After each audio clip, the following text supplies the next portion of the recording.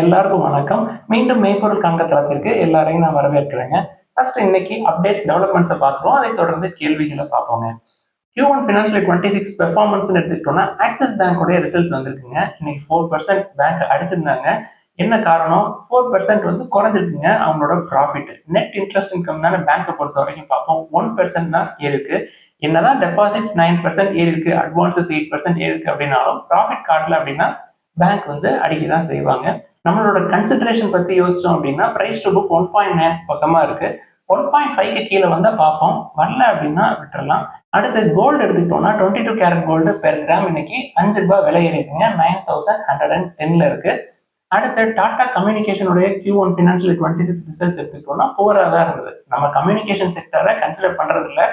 டாடா குடும்பமா இருந்தாலும் அவங்களுக்கும் எல்லா கம்யூனிகேஷன் செக்டருக்கு ஆகிற செலவு அவங்களுக்கும் ஆகுங்க. நெட் ப்ராஃபிட் வந்து 43% இறங்கி இருக்கு year on year. Quarter on quarter பார்த்தோம்னா 82% இறங்கி இருக்குங்க ப்ராஃபிட் ஆஃப்டர் டாக்ஸ். இப்பயுமே நம்ம கன்சிடர் பண்ற லெவல்ல இல்ல. கன்சிடர் பண்ற லெவலுக்கு வந்தாலும் டாடா கம்யூனிகேஷன் நம்ம கன்சிடர் பண்ண போறது கிடையாது. அடுத்து இந்தியன் ஹோட்டல் கம்பெனி லிமிடெட் எடுத்துக்கிட்டோம்னா வழக்கம் போல சூப்பரான ரிசல்ட்ஸ்ங்க. ப்ராஃபிட் வந்து 19% ஏறி இருக்கு இயர் ஆன் இயர். ரெவன்யூ வந்து ஒரு 32% பக்கமா ஏறி இருக்கு. நம்ம எப்பொழுதுமே அதை கன்சிடர் பண்ற ரேஞ்சில் இருக்காது. என்னைக்காவது கீழே வருது, மார்க்கெட் பயங்கரமா கீழே விழுகுது அப்படின்னா ஒரு 18,000 19,000 பக்கத்து போகுது அப்படின்னா அப்ப அதை பார்ப்போம் நிலைமை எப்படி இருக்கு அப்படின்னு சொல்லிட்டு. எல்டிஐ மைண்ட்ரி எடுத்துக்கிட்டோம்னா மற்ற ஐடி சர்வீஸ் கம்பெனியை கம்பேர் பண்றப்ப எல்டிஐ மைண்ட்ரி ஓகே, ரெவன்யூ வந்து 8% ஏறி இருக்கு, நெட் ப்ராஃபிட் வந்து 11% ஏறி இருக்குங்க இயர் ஆன் இயர் பேசிஸ்ல. பட் கம்பெனியோட பிரைஸ் டு ஏர்னிங்ஸ் பார்த்தோம்னா ஒரு 33-35 டைம்ஸ் ஏர்னிங்ஸ் இருக்கும். இது வந்து டிசிஎஸ், இன்ஃபோசிஸ், ஹெச்சிஎல், விப்ரோ இது எல்லாத்த விட ரொம்ப காஸ்ட்லிங்க. அடுத்து விப்ரோவுடைய Q1 ஃபினான்ஷியல் 26 ரிசல்ட்ஸ் எடுத்து பார்த்தோம்னா ரெவன்யூ வந்து 1% தாங்க ஏறி இருக்கு year on year. But profit வந்து 11% ஏறி இருக்கு. என்ன காரணமா இருக்கும்? மற்ற ஐடி கம்பெனிஸ் ஃபாலோ பண்ற அதே ஸ்ட்ராட்டஜி தாங்க. புதுசா ஆள் எடுக்கிறது குறைஞ்சிருக்கும். தென் ஏற்கனவே வெளில போறாங்க இல்லையா, அவங்களுக்கு வேற ரீப்ளேஸ்மெண்ட் பெரும்பாலும் இருக்காது. தென் ஏஐல நல்ல க்ரோத் இருக்கிற மாதிரி தெரியுதுங்க. கம்பெனி வந்து இன்ட்ரிம் டிவிடெண்டா ₹5 ஒரு ஷேருக்கு அனௌன்ஸ் பண்ணியிருக்காங்க. ரெக்கார்ட் டேட்லாம் வர்றப்ப நம்ம அதை பத்தி டிஸ்கஸ் பண்ணுவோம். இப்பயுமே விப்ரோ கன்சிடர் பண்ற ரேஞ்சில் தான் இருக்கு. பட் நெக்ஸ்ட் 2 குவார்ட்டர்ஸ்க்கு அப்புறம் இது வந்து இன்னும் குறையறதுக்கு வாய்ப்புகள் நிறைய இருக்கும். அடுத்து சவுத் இந்தியன் பேங்க்குடைய Q1 ஃபினான்ஷியல் 26 ரிசல்ட்ஸ் எடுத்துக்கிட்டோம்னா நெட் ப்ராஃபிட் வந்து 10% ஏறி இருக்குங்க. நம்மளுக்கு நல்ல செய்தி தான். இது போக என்னென்ன விஷயங்கள்லாம் நல்ல விஷயம் அப்படின்னு பார்த்தோம்னா என்பிஏ குறைஞ்சிருக்கு. நெட் என்பிஏ, கிராஸ் என்பிஏ ரெண்டுமே குறைஞ்சிருக்கு. நெட் என்பிஏ வந்து 0.68ல இருக்குங்க ஜூன் 2025. இது ஜூன் 2024ல 1.44 இருந்திருக்கு.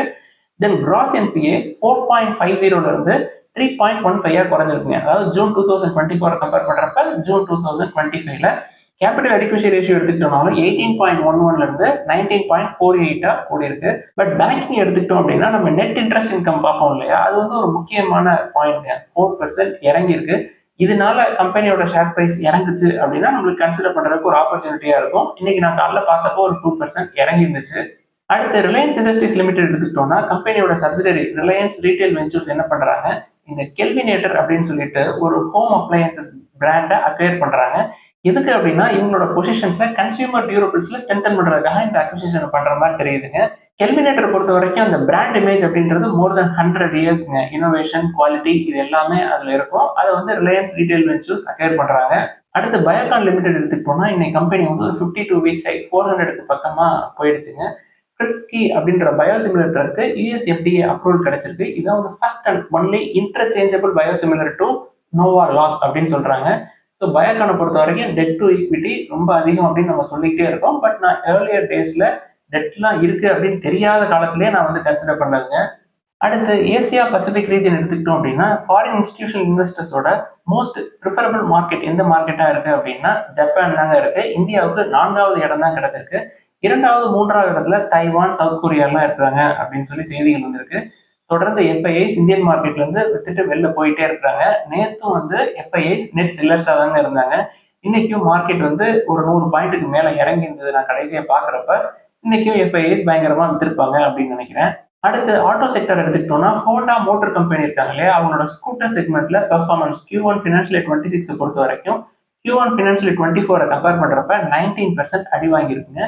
பட் மற்ற எல்லாமே நல்லா பெர்ஃபார்ம் பண்ணியிருக்காங்க. டிவிஎஸ் 23% அப், சுசுகி 11% அப், ஹீரோ 5% அப், பஜாஜ் ஆட்டோ 45%, ஏத்தர் 97%. இது எல்லாமே ஸ்கூட்டர்ஸ் மட்டும். மார்க்கெட் ஷேர் எடுத்துக்கிட்டோம்னாலும் ஹோண்டா மோட்டார் கம்பெனியோட மார்க்கெட் ஷேர் Q1 ஃபினான்ஷியல் 26ல குறைஞ்சிருக்குங்க. கிட்டத்தட்ட 45% மேல இருந்தது, இப்போ 39% குறைஞ்சிருக்கு.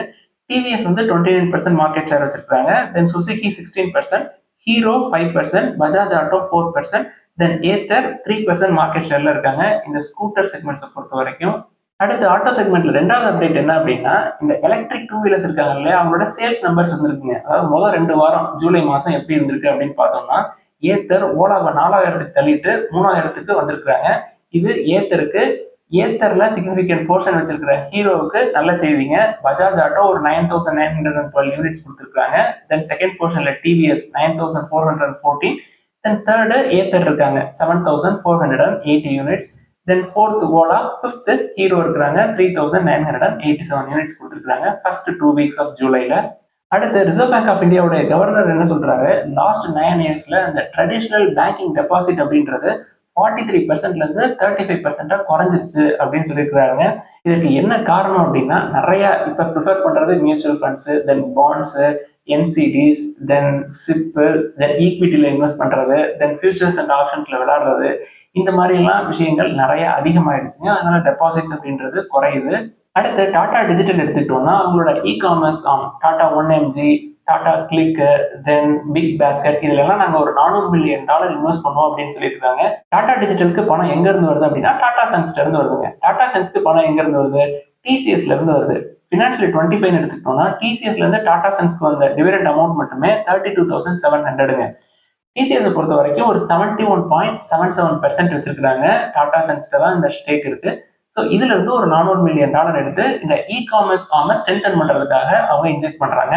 அடுத்து பதஞ்சலி ஃபுட்ஸ் எடுத்துக்கிட்டோம்னா ஃபர்ஸ்ட் எவர் போனஸ் வந்து அனௌன்ஸ் பண்ணிருக்காங்க. ரேஷியோ வந்து 2:1. ரெக்கார்ட் டேட் இன்னும் அறிவிக்கலைங்க. அடுத்து ஜியோ ஃபினான்ஷியல் சர்வீசஸோட Q1 ஃபினான்ஷியல் 26 ரிசல்ட்ஸ் எடுத்துக்கிட்டோம்னா நெட் ப்ராஃபிட் வந்து 4% ஏறி இருக்கு.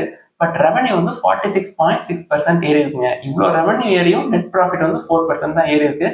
ஜியோ ஃபினான்ஷியல் சர்வீசஸ் இப்பயுமே ரொம்ப ரொம்ப காஸ்ட்லி. நிஃப்டி 50ல இருந்தாலும் அது காஸ்ட்லி தான்.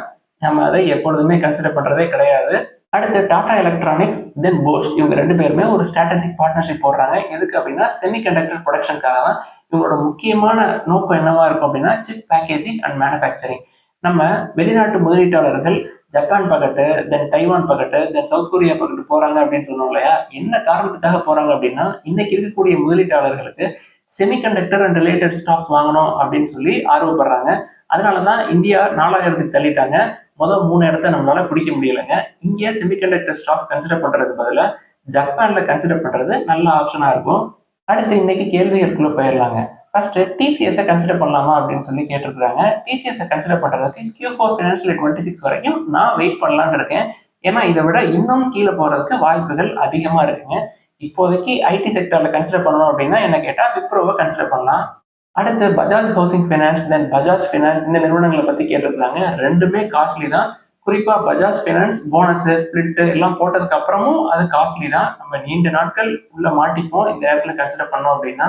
அடுத்து ஜூபிட்டர் வேகன் அப்படின்ற நிறுவனத்தை பத்தி கேட்டிருக்காங்க. ரொம்ப காஸ்ட்லி தாங்க, 41 டைம்ஸ் ஏர்னிங்ஸ்.